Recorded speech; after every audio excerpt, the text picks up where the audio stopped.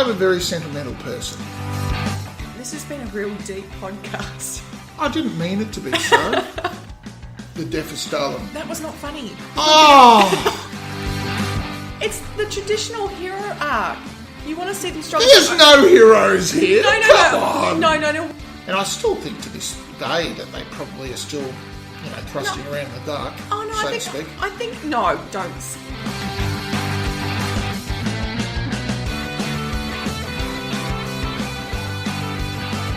G'day, how are we all tonight? I'm feeling mellow. Are you feeling mellow? I think to everybody who's listened to the other 11 episodes, I think we all know what mellow means. Do we? Drunk. No. No, it means relaxed. It doesn't mean drunk, it means relaxed. Fine. Okay, how are we? How are you tonight, Pip? I'm mellow. How are you, Paul? Yes. Oh, God. Repeating myself, apparently. Obviously. Okay, well, starting off is there anything in particular you had on your mind tonight, or is we go launch straight into it? I don't know, I just thought I'd ask a question. I didn't have anything amazing in my mind. Nothing in your mind? No. Nothing I would like... You see what I did there? Nothing I'd like to share, no.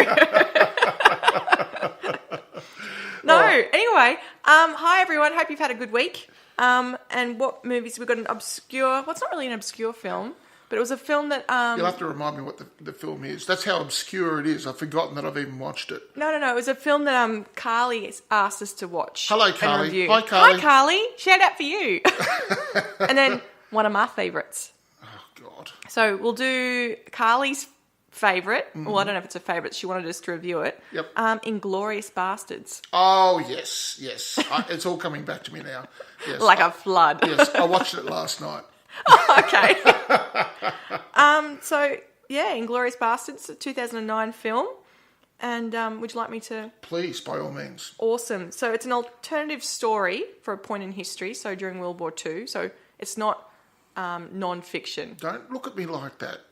No, I'm reminding you that this is non-fiction. I'm not going to be that guy. It's not what really happened. Yes, I'm not going to be that guy. This is not what really happened. Okay, I'm just making sure that you know this before you get into it. Even though some of the weapons they use are no, come on, continue.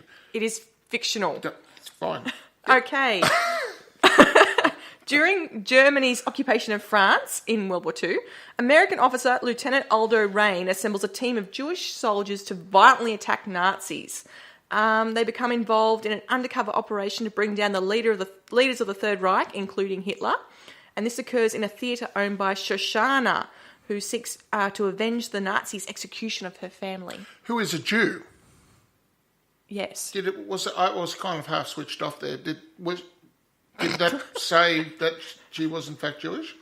No. Well, that's kind of important to the story. Okay, well, you've just said it, so people know Shoshana was a Jew. And her family were executed because they were being hidden. Yes. And the Germans were going and ratting out all the Jews. Yes. And, yes. You can say it. There's not a dirty word or anything. No, I just hadn't written it down. I didn't really think about it. Okay, all good. Which I should have thought about it. My apologies. Yep. I'm sure it would have come up anyway when we were discussing it. Anyway, so Paul, yes, what did you think? Well, as you well know, I am something of a Tarrantino fan. Are you? Yes, Pip, I am. Thank you for that. Yes. I'm surprised you haven't actually put one up yet. No, well, there's so many to choose from. I am a Tarantino fan because there's this gratuitous violence that he always falls to. In a clever way. Gruesome in a clever way. Most of the time it's clever. Like Pulp Fiction, it's very clever the way...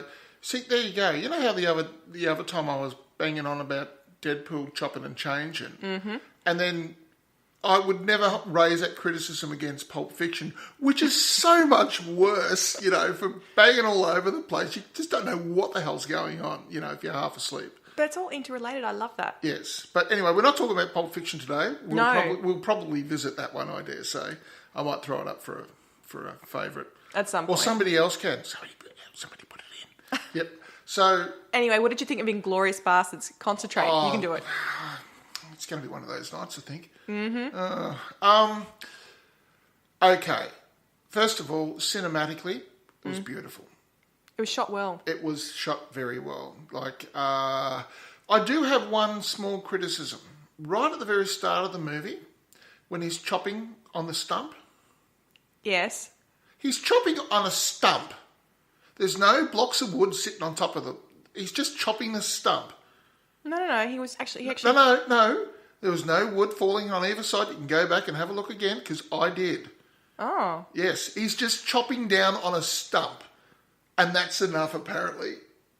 Okay. Apparently it's enough for you. It was enough. You know what? I wasn't paying attention to it because there was other things happening at the time. It was driving me crazy. I'm sitting there and I was going, where's your fucking wood, man? Put some wood on there. Cut it, you know. But anyway, I digress. Look, yes. It was beautifully shot. That was the one thing that upset you. Oh, there's not many things that upset me. It's a pretty good film overall, you know. But they could have at least afforded a little bit of wood just to put it on top of the stump. Nobody else will notice that. Oh, they will now. They'll never be able to unsee it ever again. They'll go back and they'll watch this film and go, God damn it, he's right. But he's just chopping on the stump. But, okay. Look, beautifully done. Now, the scene, the way Tarantino gets my admiration in this movie is, and he does it in other movies, but I think this is the one where he does it most artistically. He is the master of suspense. You can forget Alfred Hitchcock. You can forget all the others. Tarantino can do suspense like nobody else. He builds. It's a different style of suspense. When what's the name of the Nazi guy again? Waltz is his last name. Oh, Hans Lander. No, Hans Lander is his character name. Oh, you want the real name? Yeah. Christoph Waltz. Christoph Waltz. Okay. Now he was in Downsizing. Yes, and he was superb in that. He's much better in this. He's superb. He was basically born to play this role. He did a really good job. A nice, amiable, affable Nazi, you know, who then, with the flick of a switch, will kill you. You know, he is just a coiled cobra. A smiling cobra. A smiling cobra, yes. I'll smell it and then you're dead. Yes, but when he was sitting there, like, it's one of the most memorable scenes in Hollywood where he's just sitting there having that milk and he's talking to the three girls and, you know, he talks to the three girls and then he asks for some milk. And that whole scene. And it just builds. And it builds because you know there's violence coming. This is a Tarantino movie, goddammit. You know it's coming, you know. And you're sitting there and you're watching it. And it just builds and builds and the other guy's trying to be cool and calm and all the rest of it. And it just keeps building. And why he is a master, Tarantino, is because he's quite happy to take 10 minutes with nothing happening and not very much in the way of dialogue, just to build the tension. There was a bit of dialogue, but it wasn't really going anywhere. It was totally setting the scene as to why this man was stressing. Oh, yeah, it was like... Yes, you're right. And basically explaining that it's Hans Lando explaining to this French farmer, but I know exactly what's going on. Can I explain myself then?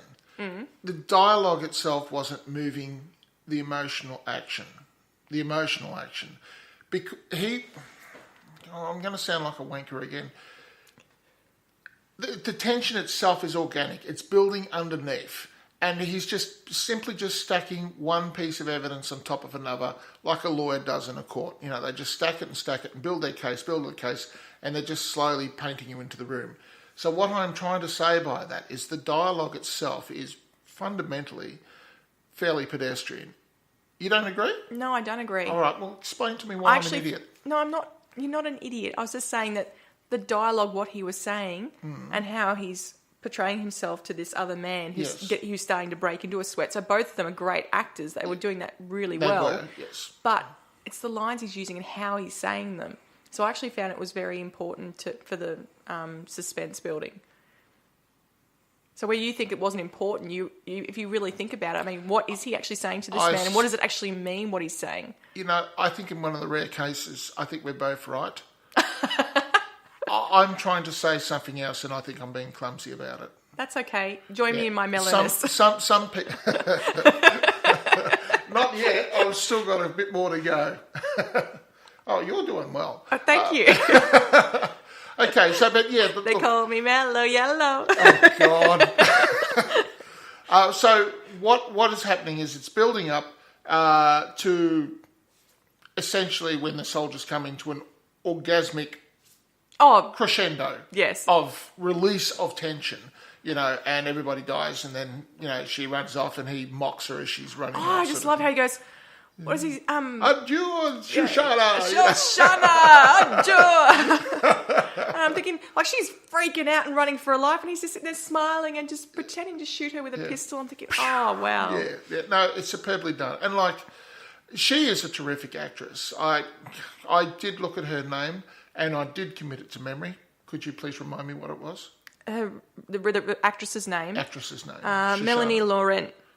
Again, never heard of her. She's a French actress. She is actually French. She's actually a French actress. She's a singer. She's a scriptwriter. Right. She does lots of things in and that's France. probably why she's not high. She was in Now You See Me, but it wasn't a major role. Oh, okay. But I'd have to go back and watch it again. I was just looking back and looking at the films, and I thought, I don't know many of these because they're French, and I haven't had a lot to do with French films, which I'll have to rectify at some point. But I saw that. Well, we can put Amélie up there as a French film. That'll get us across this line, won't it? That way we can say we're international. We'll have a look at it. If anyone knows any great French films, let us know. Amélie? I mean, other different, diverse ones. Oh, okay. All right. Okay. Well... But no, she did a really good job. I love the fact, though, that all the characters in this film... everyone, when they do a traditional war film, correct me if I'm wrong, is you do have a good guy and a bad guy. In this film... Good guys. Everyone had their own agenda. Yes. Like, of course, the Inglorious Bastards, they are doing good things by stopping Nazis killing the Jews. Yep. But, of course, they're doing it in such a barbaric, horrible, violent way. And Hans Lando, who's played by Christoph Waltz... is, saying, I'm doing this for the greater good because, that's what the Nazis believed in. And then you've got Shoshana, who is basically, like, for instance, she's using Marcel, who's the man who works for her in her theatre, to burn all these people. And he basically is risking his life. He died because he got burnt. He knew it was going to happen. And she basically said, I love you so much, you should do this for me. So that's what I mean. So many people... At that point, I would be out the front door, gone.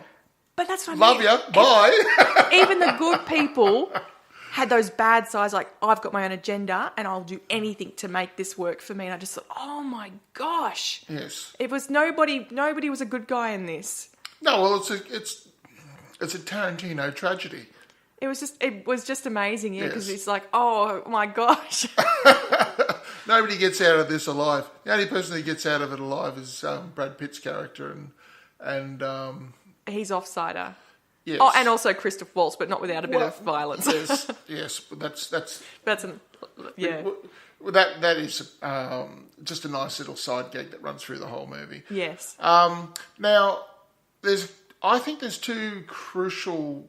They're not really like. There's that scene there where, right at the start, and I think they really set the scene for the whole thing, and then it kind of tails off for a little while, and then I wouldn't say tails off. It has to set the scene, otherwise you can't work out what's going on. It's very hard to kind of follow up straight after a scene like that. You want to. That's the scene to drag everybody in. Yes, it's a very strong opening. Yeah. And then, of course, the other scene that really captures everybody is not the climax at the end of the show. It's actually, I feel, it's the fight down underneath. Oh, in the basement. In the basement, which I think is, again... That has a lot of tension in it, that scene. Again, he is the suspense king. And he does it not once, but twice, to a majestic level, in this film. No, that scene was, everyone's on tippy toes for that one. That was really well done. And it was, but you're right, the second time was when Hans Lando comes down and they're checking out what's actually happened. And you see he finds the napkin with her kiss mark and her signature, and you go, oh my gosh, and it maintains the tension into the next act. Yes, because he knows, and he's there talking to her. I'm like, oh my gosh, she's so dead. So, did you enjoy the film?